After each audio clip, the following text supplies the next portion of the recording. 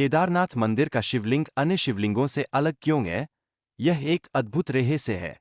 इसकी निर्माण की कहानियां और वैज्ञानिक पहलुओं पर गहन विचार करना आवश्यक है। इस मूर्तिकला की विशेषता और इसके आसपास की पौराणिक कथाएं इसे और भी रहस्यमय बना देती है। मंदिर में जलने वाला दीपक 6 महीनों तक कैसे जलता है? यह भी एक गहन रहस्य है। इसके पीछे छिपी तकनीक और आस्था की गहराई में जाने की इच्छा भक्तों और वैज्ञानिकों दोनों में विद्यमान है। क्या यह महज एक तकनीकी चमत्कार है या दिव्य कृपा का परिणाम? 2013 में आई बाढ़ के दौरान केदारनाथ मंदिर को बचाने वाली भीमशिला की घटना ने विश्वभर में ध्यान आकर्षित किया। यह घटना केवल एक संरचनात्मक चमत्कार नहीं, बल्कि दैवीय कृपा का एक अद्भुत प्रतीक भी माना जाता है। यह एक ऐसा क्षण था जिसने सभी के विश्वास को नया आयाम दिया। भीमशिला का महत्व भक्तों के लिए गहरा है, क्योंकि यह भगवान शिव की कृपा और महाभारत के भीम की शक्ति का प्रतीक है। यह न केवल एक शिलापट है, बल्कि एक ऐतिहासिक और धार्मिक अनुबंध का प्रतीक भी है। इसीलिए यह स्थान भक्तों की आस्था का केंद्र बन गया है।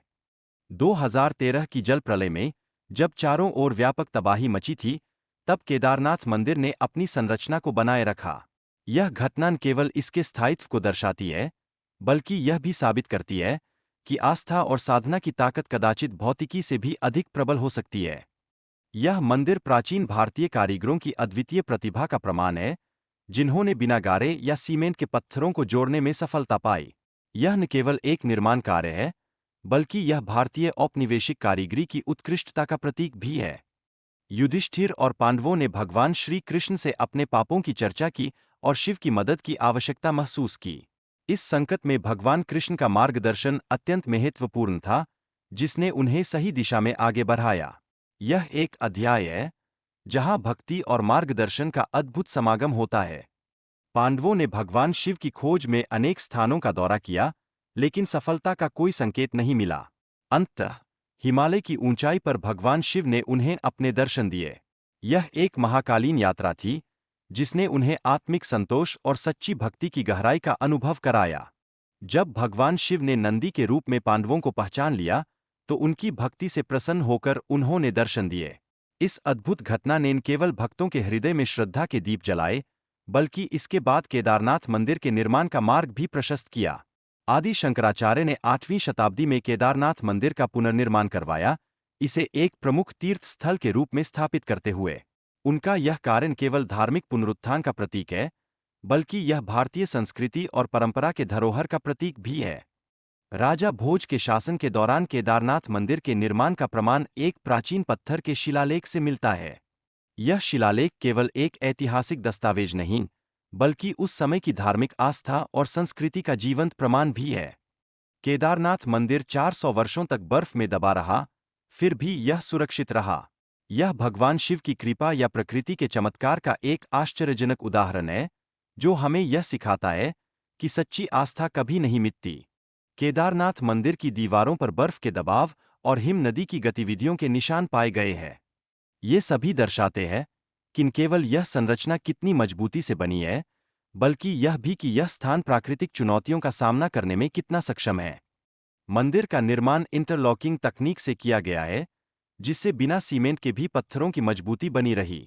यह तकनीक प्राचीन भारतीय वास्तुकला की उत्कृष्टता और बुद्धिमत्ता का प्रमाण है, जो आश्चर्यचकित करने वाली है। केदारनाथ और रामेश्वरम मंदिरों के बीच की सीधी रेखा प्राचीन भारतीय वास्तुकला का एक अद्भुत उदाहरण है, जो बिना आधुनिक तकनीक के संभव हुआ। यह एक ऐसी रचना है जो भारतीय संस्कृति की गहरी समझ को दर्शाती है।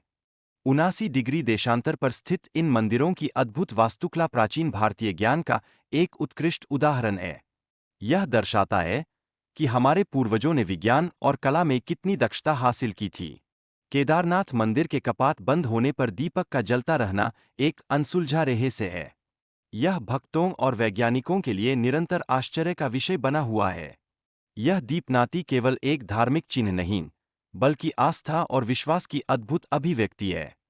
पौराणिक कथाओं के अनुसार, जब मंदिर बंद होता है, तब देवता और गंधर्व आकर शिव की पूजा करते हैं। यह धार्मिक विश्वास को और भी मजबूत करता है और दर्शाता है कि आस्था का महत्व कितना गहरा है। छी मठ में भगवान केदारनाथ की प्रतिमा को सर्दियों में सुरक्षित रखा जाता है। यहाँ नियमित पूजा अनुष्ठानों के साथ होती है और यह स्थान भक्तों के लिए एक पवित्र स्थल के रूप में प्रचलित है।